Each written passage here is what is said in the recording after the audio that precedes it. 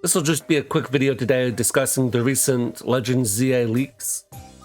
Obviously, if you don't want to hear about the new Mega Pokemon, then you shouldn't be watching this video. But based off the title and thumbnail, I'm sure you're smart enough to figure that out already. So the 10 Pokemon that I'm most excited for that are getting Megas. At number 10, we have Starmie.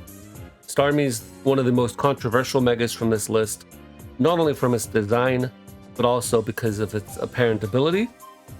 Now, because of the stat line that Starmie has, it seems to apparently have gotten 140 base stats instead of just the standard 100.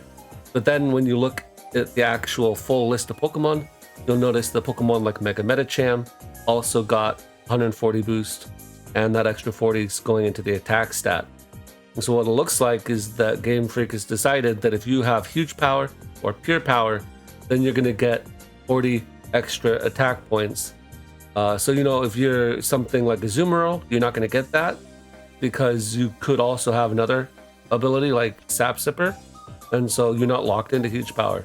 But anything that's locked into huge power, specifically Mawile and Medicham, and apparently Starmie, you're going to get that boost.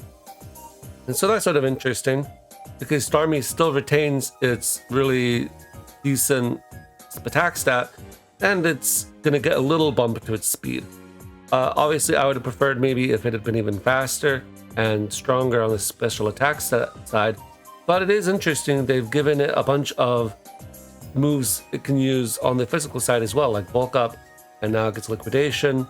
It already has Psycho Cut, so that's cool, and it does get Rapid Spin. So, that's not a lot of coverage, but Pokemon like Azumarill have in the past sometimes only had Water Fairy, and then of course something like Palafin has mostly been a Wave Crash Jet Punch merchant, and you are going to have Aqua Jet on this huge power, so no need to deal with Zero to Hero.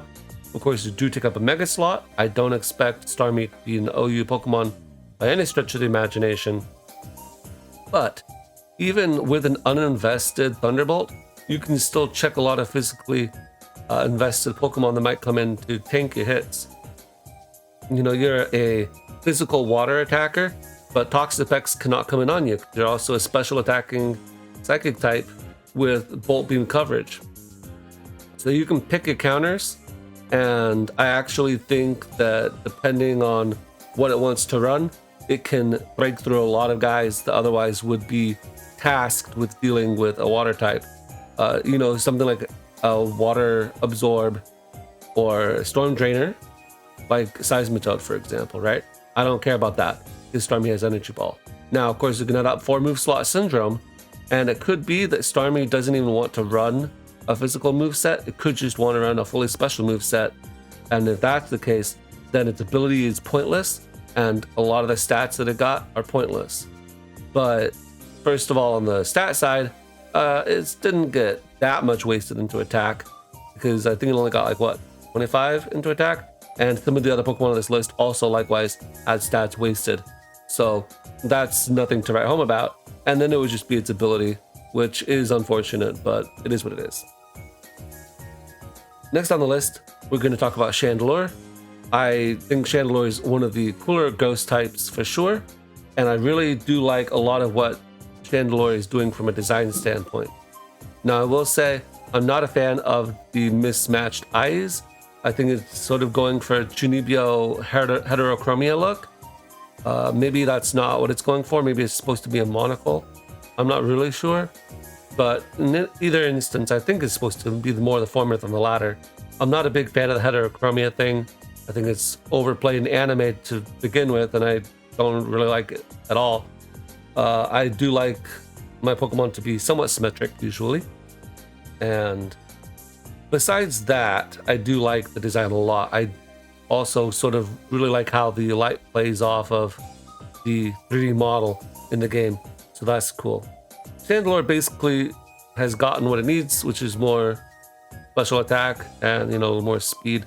Obviously, a lot more speed would have been nice, but you'll take what you can get. Now, we did just talk about Pokemon that waste their stats. Of course, Chandelure gets the 20 extra points in attack. We don't know what that's doing there. It really doesn't help it at all. I guess your flame charge will be moderately stronger. But really, that's the only thing that would ever be used on Chandelure that's physical. So it seems like Game Freak wants to make a lot of megas, and it doesn't want to optimize very many of them. And that's their prerogative. To be honest, a lot of former megas also had some wasted stat points. I just bring that up to say that, Starmie, it dumps 25 stats into attack. It's not that big of a deal when other Pokemon are dumping about that many points into their attack or their unused stat in general. And then Chandelure is the next on the list, and it's already doing the same thing.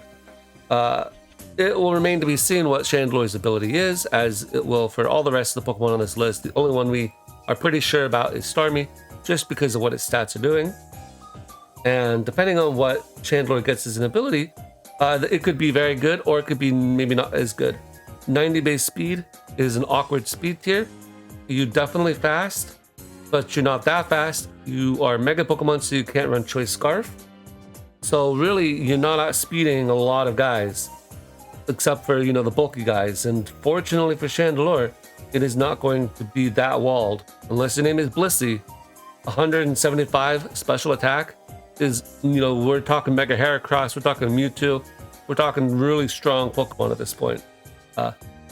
In terms of that, just a raw attack stat. And, you do have a boosting move in Calm Mind, so you can do some stuff with that. Maybe Nasty Plot would have been cool, but you can't have everything. And depending on the abilities Chandelure gets, it can play different ways. Maybe it gets Flame Body still. It's got that 110 defense stat now instead of 90, right? So it got a little bit of defense. Maybe it can be a more bulky attacker while not having to worry about its special attack being weak. Fully invest in your HP and your defense, and you still have 175 base special attack stat to work with. That could be something. Or maybe it keeps Infiltrator, maybe, and hopefully they don't. Maybe they give a Shadow Tag. If they give a Shadow Tag, it's going straight to Ubers. But we will see what it gets, and depending on the ability it gets, that will dictate what playstyle it uses. But probably it's mostly just going to be a nuke special attacker, and that's pretty cool. Now let's talk about Dragonite. Dragonite is one of the few Pokemon on this list that's not going to actually be a spoiler because it was officially revealed. And I do sort of like what they did with Mega Dragonite. It doesn't deviate too far from the original Dragonite, but incorporates elements of Dragonair. I'm sure some people wanted a cooler, tougher looking Dragonite. I'm not that big of a fan. I think it should always be derpy. And I've always been a bigger fan of Dragonair than Dragonite anyway. If I had my druthers, I'd be able to keep Dragonair by itself and not evolve it, because I really do like how Dragonair looks a lot. And although I like Dragonite fine, I really like Dragonair better. And so I do like it incorporating. And the shiny is blue, so I'm a big fan of that. Definitely getting a shiny Dragonite. I know the green Dragonite enjoyers will be sad that their Dragonite is not still green.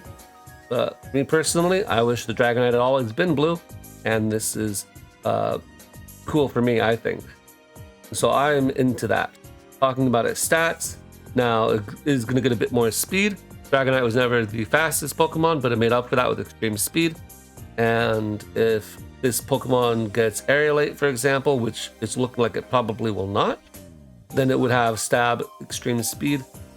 Now it does have a lowered attack stat, and a lot of people are griping about that. Dragonite, that was its best stat before, and now you're tanking it. But I don't really see this as a downside. Dragonite normal is still going to be a very good Pokemon. It's going to have that higher attack stat, being able to run Choice Band or Heavy Duty Boots, which, Mega Dragonite not going to get to have that multi-scale.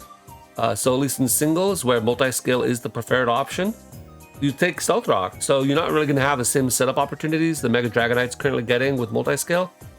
Of course, in doubles, that's in a completely different story. But there, of course, you want that inner focus, so that's fine either way. But with 145 attack, you have pretty strong Draco Meteors and pretty strong Hurricanes. Depending on the ability the Dragonite gets, this could justify this change.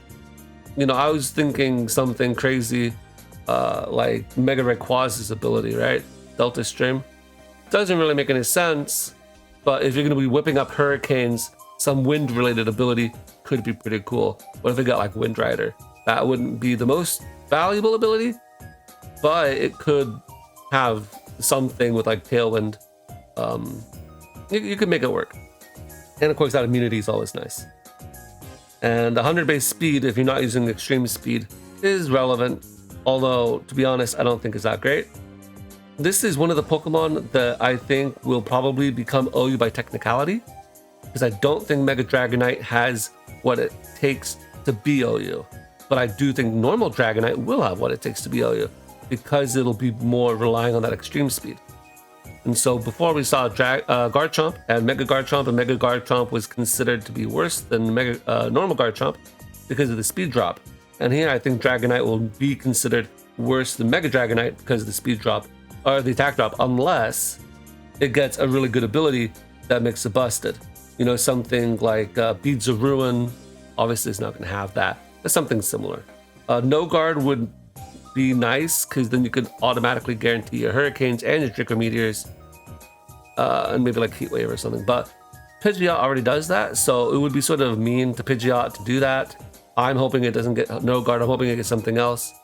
I've been thinking Drizzle in my head, just so they could get the 100% accurate Hurricanes. And then Dragonite would be a Rain Merchant. I don't really want that for it either, and to be honest, I don't even know if it would be that good as a Rain guy, because if your Mega Pokemon is a Rain Setter, that doesn't seem like the best option to me. I would prefer to have Pelipper and then Mega Swampert, for example. So we'll see what its ability is, but just from a design standpoint, Dragonite makes the list. Now this next Pokemon got basically exactly what it needed, as far as we can tell, and that's Mega Chestnut. Chestnut, not my favorite starter out of the Kalos trio.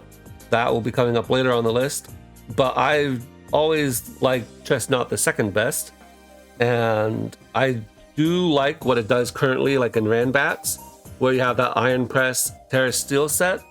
Now unfortunately, when Terra goes away, you're not going to have that Terra Steel, and the Terra Steel, don't sleep on it. It's pretty important for Chestnut, because then when the Pokemon wants to come in and Toxic it, or when it wants to be like, I was fighting today, I was fighting a Swalot, and the Swalot couldn't touch my Chestnut because I had set up an Iron Defense and I was Terra Steel. So the Earthquake's going to bounce off, and you're not going to be able to hit me with Gunk Shot or Sludge Bomb or Toxic or anything like that, because I'm a Steel type now. And so even though you're a Poison type and you resist both Grass and Fighting at plus 6 defense, Body Press does not care if you're a Poison type. So at that point, you have to be like Haze Toxapex to beat Chestnut. Mega Chestnut, very cool what they did design-wise. He's a little ball dude, right? If you look at it from the back and from the front, he's just a little ball guy, which is what he's always supposed to have been. And I feel like the Quilladin, you know, very much a ball, but Chestnut got a little away from the ball, and they're bringing it back with Mega Chestnut. He's very bulky and round, and he's got some really cool weapons, so I really do like what they did design-wise. And then if we look at the stat line, it gets even better. You know, take that speed stat. What are you doing with the speed stat? You're not doing anything with the speed stat. Get rid of that. You put that into your attack stat, so now your attack stat's a little bit better, but you really bulk out the defense stat and you put into special attack, or special defense rather. And there are no wasted stats on Mega Chestnut. They really blessed Chestnut with a perfect stat distribution. Nothing got put into its special attack. They took some from its speed, which it wasn't using, to bulk out its defenses even more. And really, I think Mega Chestnut might be one of the best Megas. Now, ability-wise, we don't know what it'll get. Maybe Bulletproof, it can keep that. I wouldn't even mind if it kept Bulletproof. Maybe it gets something like Iron Barbs. That'd be fine too. There are a bunch of different options you can get. It could get Scrappy. That could be cool, because then you would be able to just run Mono Body Press and it wouldn't even matter really. So we'll see what it gets. Did you know that Chestnut gets Dragon Claw? that's sort of a funny one. It has had it for a while. So I was just looking at the moves that it has in this game. And I'm thinking, hey, if I gotta go fight a Dragonite, that's going to be one of the annoying guys. If it switches in on me, I use Dragon Claw. Oh, I'm going to do like 30%. That's sort of cool. The Pokemon that got the biggest glow up from before to after in Megas, to me, is unequivocally Drampa. You know, there's some other really cool Megas out there, but a lot of times they're coming from Pokemon that are already cool. Drampa was not a cool Pokemon. I know if you like Drampa, that's fine. Maybe he's sort of a cute Pokemon even, but he was not a cool Pokemon. But after Mega Evolution, Drampa is out for blood. And I really like what they did with Mega Drampa. Unfortunately for its stat line, I can only say I'm okay with what they did with it. First of all, they've wasted 25 points into its attack stat. And as opposed to Starmie, which got the 25 attack points into attack, but also got huge power, or pure power probably. Drampa did not get that treatment, and so it has just got 25 attack points for no good reason whatsoever. So that's unfortunate. Now the rest of them went into where they should have gone, which is the defenses and into the special attack. And it's pretty good, right? 160 special attack. One could imagine that you come in, take 50%, get into Berserk range, you Mega Evolve, you can Roost off, now you're at +1. Of course, you could have just, gone for Calm Mind or whatever to get that. So maybe that's not the best option. Maybe you'd prefer Sap Sipper as a safe switching option or something. I don't know. But either way, 160 is pretty good as an attack stat, not gonna lie. So as a Trick Room attacker, I think that's where Drampa is going to be used. Unfortunately, I don't think that's going to make Drampa good. Because Trick Room attackers are not that uncommon, not hard to come by. And so, depending on what's in the game and what's currently available, you may prefer a different one. For example, Mega Camerupt is right there. So that'll directly compete, and you have to decide which of those two you want. And depending on what ability Drampa gets, one or the other might be stronger. So I do think though that Drampa's design is really sick, and it does have what it needs to succeed in terms of coverage. It gets amazing coverage. So I don't really see any problems with it from a Trick Room standpoint, but that's basically all it will be doing when the main game comes out. Let's talk about another Pokemon that's slow, and that, ironically, is Scolipede. Scolipede has always been known as a very fast Pokemon. In Gen 5, it didn't have speed boost, but it's always had 112 speed. So it was always a really fast guy, and then it had speed boost in Gen 6 and beyond. And so it's always been one of the fastest guys on the field. So to see it get cratered to base 62 is somewhat devastating, I'm not gonna lie. Now there is the theory that you could just get a speed boost before Mega Evolving, similar to what Sharpedo would do. But the difference is Sharpedo is fast. And so the speed boost plus be fast means you're now very fast. Mega Scolipede is not fast. Base 62 is, that's still beyond level of fast, which is not fast. It's not Trick Room fast either. It's right in that awkward zone that you don't want to be as a Pokemon. So I'm not a fan of that. Now they've given it 20 points into Spatak, which it never is going to ever use, so they could have just put those into speed and then it would have had an 82 speed. And that would have still been a workable speed tier. I don't know why they decided to punish Scolipede enjoyers with this awful stat distribution. They did not need to give it the 20 Spatak points. But we will reserve judgment to see if it maintains or retains speed boost upon Mega Evolution, similar to how Blaziken did, where Blaziken's hidden ability is speed boost, but now it gets speed boost upon evolution. Even if it does that, first of all, you still could have been at base 82, because +1 62 base speed, not really cutting it. You're still getting outsped by a ton of standard speed, not Choice Scarf, but standard out-of-the-box guys in OU. So that is really not good, and I don't know why they did it that way. Maybe because this game is all based on a speed stat giving your attacks cooldown, maybe the Scolipede fight was like too spammy or something. But they did not need to do that way. They could have just made it whatever. It would have been fine. They gave it some more bulk, which is always cool. But by a lot more bulk, I mean like that's mostly where the stats went. Because right, they took away 60 base points, or 50 base points, sorry, in its speed. It had to go somewhere. So they're giving 150 points around across the board.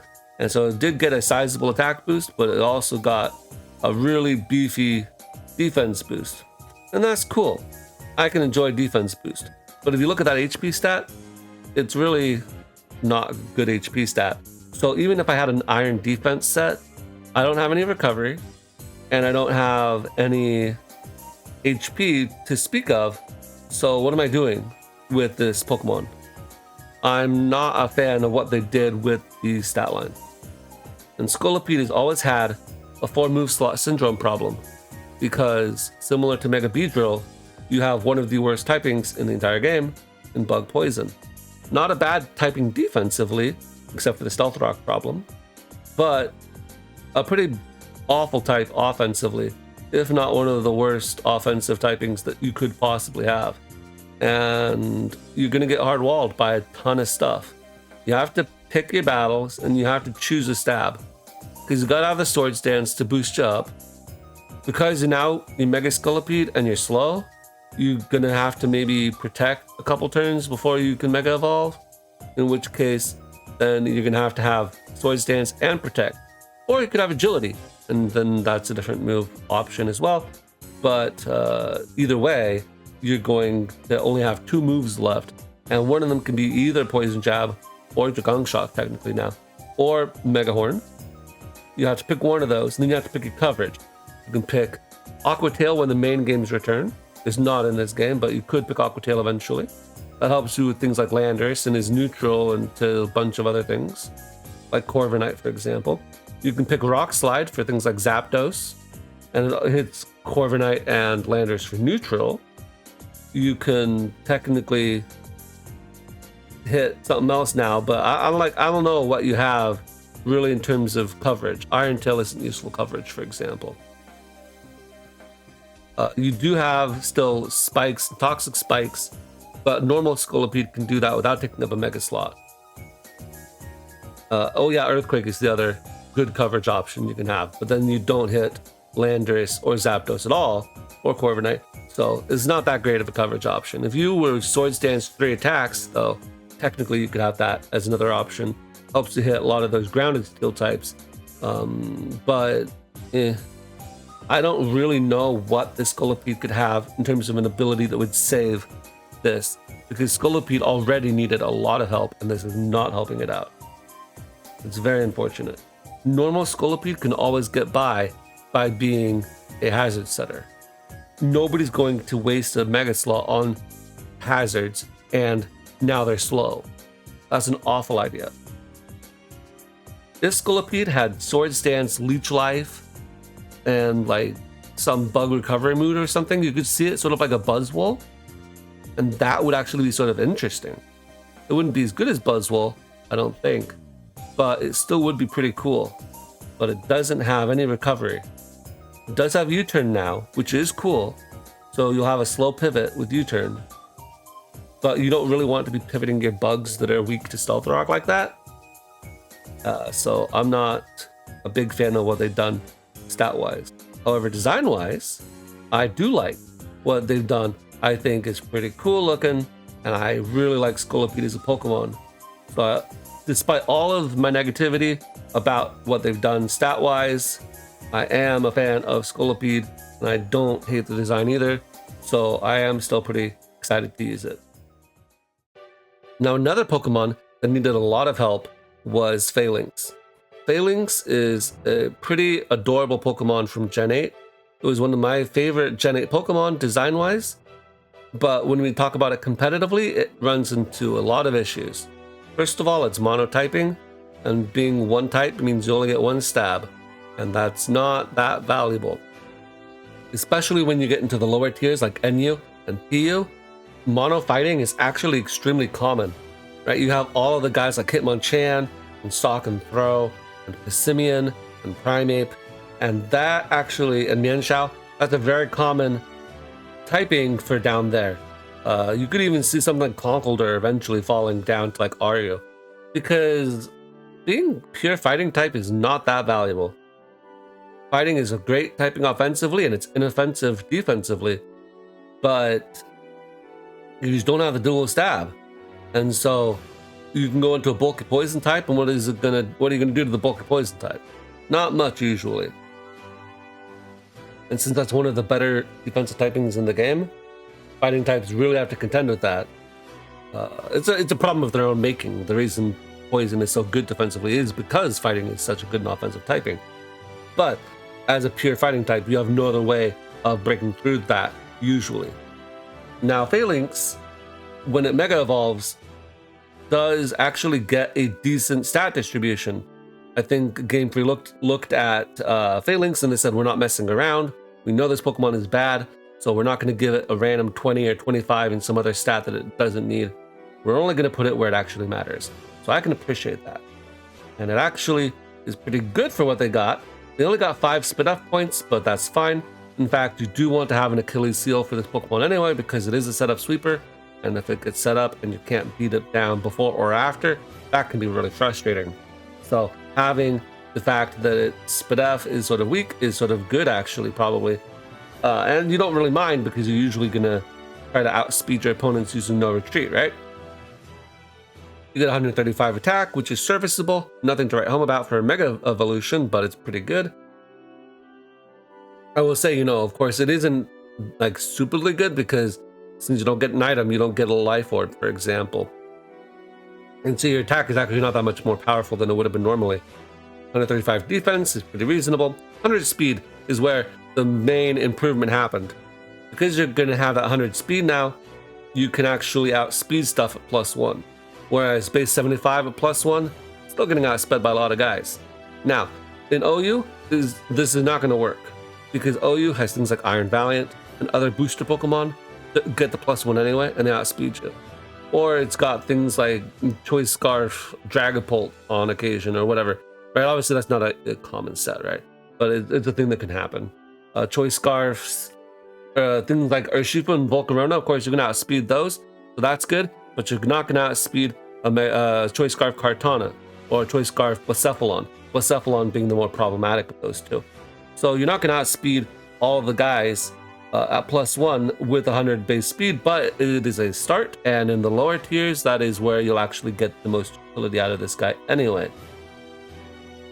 Now, Phalanx is an interesting Pokemon that I want to briefly discuss the problem with setup sweepers and the reason why a lot of these megas are going to end up in ban tiers or in ban lists, because the way a tier goes in Smogon is that the pace of the tier is dictated by the offensive Pokemon in the tier, right? I've got Pokemon like Dragapult and Cinderace and Kyurem and whatever else, Iron Valiant and Roaring Moon in OU. Okay, if these are my main threats, then I either need to outspeed them with my own guys and KO them that way, or I need to be able to come in with a defensive Pokemon and beat them down defensively. So the Pokemon that are strong enough defensively to take on those offensive guys have to be in the tier. That means they are not falling down. So now if I'm in a lower tier, UU or RU or NU, I'm going to get trickle down economics of the remaining defensive Pokemon. And sometimes you run out of Pokemon that are useful for certain things. All the good Rapid Spinners or all the good Defoggers, they're sucked up by OU and UU. So by the time you get down to NU and PU, you're stuck with Cryogonal, right? That's not good. Talonflame is still stuck in RU. Give us back Talonflame, RU. And so, similarly, defensive Pokemon like Toxapex, that's going to be in UU. Well, maybe Mega Phalanx can't hack it in UU because it's doing barely 50% to Spadef Toxapex with +1 Zen Headbutt. Toxapex comes in, as you set up, it hazes you. Now you're trapped in there with your no retreat because you used the move and you have no more stats. And Toxapex can just recover on you and you barely did any damage to it. That's the kind of problem the Phalanx runs into. So then it falls down to RU, where there is no Toxapex and there is no Hippowdon with Rocky Helmet or whatever it is that's actually taking hits from this, which is a lot, actually. A lot of defensive Pokemon can take a +1 from a 135 base power Mega Phalanx. So you gotta watch out for that. But then you get into the lower tiers, suddenly those Pokemon evaporate because they're swallowed up by the higher tiers, and now there is no Pokemon that can take those hits, and so you will be banned from that tier. Phalanx might get banned from RU, it will almost certainly get banned from NU if it ever makes it down there. There's no way Phalanx is an NU Pokemon. It's RU at worst case scenario, and it may get banned from RU. That remains to be seen, but based on the number of Mega Pokemon alone, I don't see Phalanx getting a lot of usage because it's not going to fill a role on a team that another Mega Pokemon couldn't fill better. Or if Como-O's in the tier, that Como-O couldn't just do better. Because let's face it, Como-O is just a better Phalanx because it doesn't take a Mega Slot. It can use Throat Spray to get a +2 to a special attack. It has a mixed attacking bag, so it can actually hit on both the physical and special. And it actually has like a better speed stat and bulk, and just everything's better for Como than it is for Phalanx. Also, it can switch out once it boosts, so there's that too. Mega Phalanx is going to take up a Mega slot, and nobody's going to want to run Mega Phalanx if they can run a more powerful Mega. But I say still that Mega Phalanx is going to be pretty fun to play with, even if it's not good. And more importantly for me, I really like Mega Phalanx's design. It is super cute, and Phalanx was already pretty dang adorable. It's now pretty dang adorable ×2. So I am pretty happy to see that Phalanx didn't get a gross Mega Evolution. It's a really cute one, and it's going to be pretty fun to use. The next Pokemon on the list is Meganium, and Meganium is my favorite starter of all time, but Meganium is also the worst starter of all time, unequivocally. No competition and no equivocation. Like, you know, it is inarguably the worst starter from a competitive standpoint, because over the generations, Game Freak has given Meganium absolutely nothing. All Game Freak's fault. It's not Meganium's fault. Meganium's trying his best. But giving it Leaf Guard is not doing it any favors. That's a useless ability that no Pokemon would ever use under any situation. Except for, I guess, in Metronome battles. But that's a different thing entirely. Leaf Guard is bad. Overgrow is not helping Meganium at all. Now Meganium is going to get a secondary typing in Fairy. Grass Fairy is very awkward typing because Grass struggles with Steel, Fairy struggles with Steel. There's a lot of overlap there. You know, if this ends up in a tier with Bronzong, for example, Bronzong's going to hard wall it. So that is annoying. So let's talk about the positives first. First of all, they only wasted 10 points on attack, which is good to see because we don't want to be wasting points where we don't have to. And if we're being honest, I don't even actually hate the extra 10 points in attack because you do have moves like Swords Dance and Earthquake. I'm not suggesting under any circumstances should you be using Meganium as a physical attacker. But if you do need a mixed attacker, Meganium does have Earthquake. Why would I want Earthquake? Hisuian Goodra. Sitting right there. Hisuian Goodra. Great special bulk. It's going to tank those Dazzling Gleams, and you can't even hit it with your grass moves. But what can you do? You can hit it with an Earthquake. Not going to do a ton. Maybe it's a 3 KO or something. But unless it's a Regenerator metagame or something, then you can probably whittle it down, and eventually you'll be able to throw off the moves you actually want to be using. So I don't even hate that. Now, Meganium did get Earth Power, which is really cool. So here's what I want to see from Meganium. I want to see Meganium have Chlorophyll as its ability when it Mega Evolves. And that is sort of a funny thing to say because Chlorophyll, grass types are dime a dozen. And you could argue that this is sort of like Venusaur then, right? But there's a difference between Mega Meganium and Venusaur, and that's that Mega Meganium out of the box is much stronger. Venusaur is not that strong until it gets the growth boost. Now, currently, Meganium does not learn growth, but first of all, that is subject to change. And second of all, even without the growth boost, it has 143 special attack now. Meganium's one of its biggest problems in the past is it hit like a limp noodle. And now it is actually going to hit decently hard if it has the right coverage. Now, coverage. We previously mentioned Earthquake and Earth Power. Earth Power is probably going to be the preferred option, but as I previously mentioned, it does help you break special walls if you have Earthquake. Solar Beam is a pretty dang strong move, and in the Pokedex entry for Meganium, we can see it specifically mention Solar Beam. It says this Pokemon can fire a tremendously powerful Solar Beam from its 4 flowers. Another name for this Mega is Mega Soul Cannon. So they clearly want it to revolve around Solar Beam aesthetically, and perhaps they want it to revolve around Solar Beam from a gameplay standpoint. And if they do want that, they better give it either Chlorophyll or Drought. Drought doesn't really make sense for a Pokemon that's all about flowers. So I do think Chlorophyll is a good option, because then you obviously are going to come in, use the Chlorophyll, immediately have access to that Solar Beam. I think that would be very, very cool. Now, if I'm in Sun with Chlorophyll, then what else do I have access to? Weather Ball. And if I'm in Sun with Weather Ball, all of a sudden Corviknight not a check to me anymore. So I really do think Solar Beam, Dazzling Gleam, Weather Ball, Earth Power set. No growth needed. Just come in, blast away. That's the way I want to run Mega Meganium. Now, will it get Chlorophyll? Probably not on Fort. But if it does, I think that would be the preferred option. Design-wise, I know a lot of people don't like this. I think it's too simple, or they don't like how many flowers there are. But if we look at the Pokedex entry again, what I think this is a Death Ray. One of those Death Ray guns with the little circles on the outside, right? And the ball in the middle. That's what this reminds me of, based off of the Pokedex entry. And so I really think they're trying to lean into this idea that it's a Death Ray of Solar Beam energy, and that's where I got the flower rings from. So I actually think that's pretty cool, and it's pretty cute. I like the little frills it has on its legs, so I'm all about it.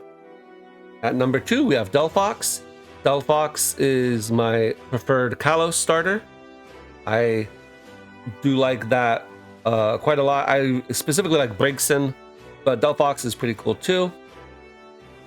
Now, in terms of what Delphox got, it basically got what we thought it should. So I'm okay with that. It's another Pokemon that Game Freak decided not to mess around with, and they actually gave it what it needs. So no wasting attack points. So we're glad to see that. No extra attack stat. Instead, they've dumped it all into speed and special attack. But unfortunately, they didn't quite min-max it. See, it hits 134 speed. Well, what hits higher than that? Well, everything hits higher than that in VGC, because everything this year in VGC has been 135 speed or above. We've got the Iron Bundles, the Fluttermanes, the Chien-Paos, the Koraidon Miraidons.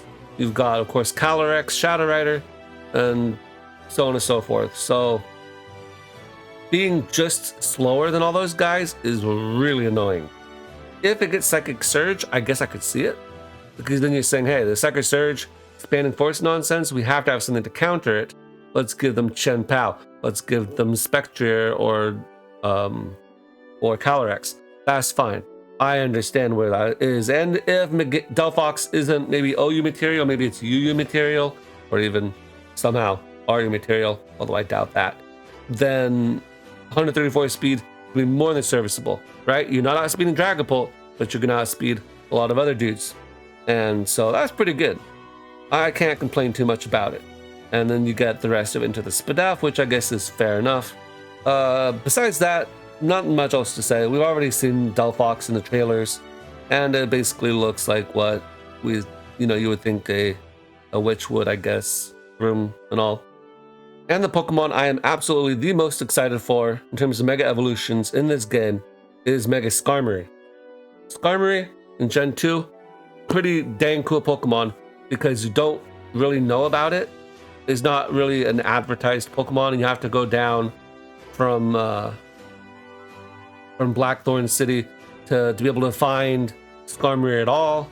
And then you're like, oh, it's a super rare Pokemon. Of course, it has that amazing typing that's always been good.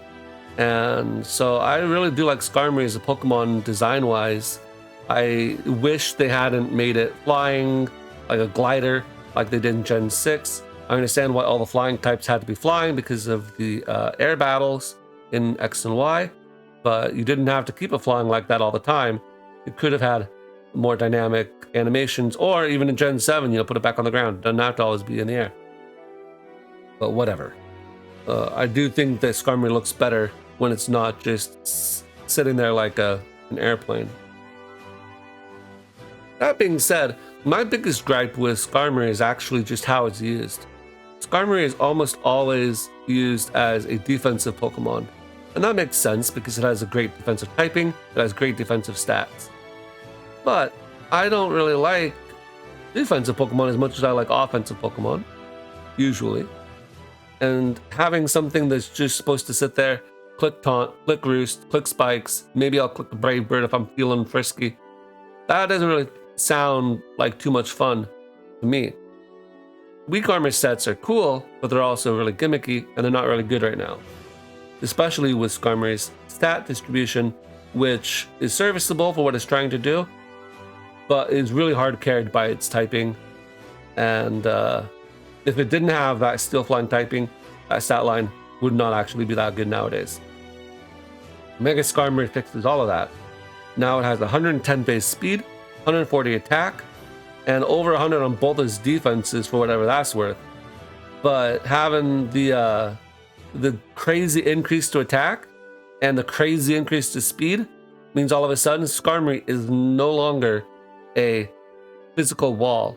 It is a physical attacker, and that's what I'm excited about. Skarmory design-wise is also incredibly sick. Let's not beat around the bush on that point. Skarmory has this gold, like almost electroplating look to it. I'm really stoked about that. From that, I'm hoping it gets Volt Absorb.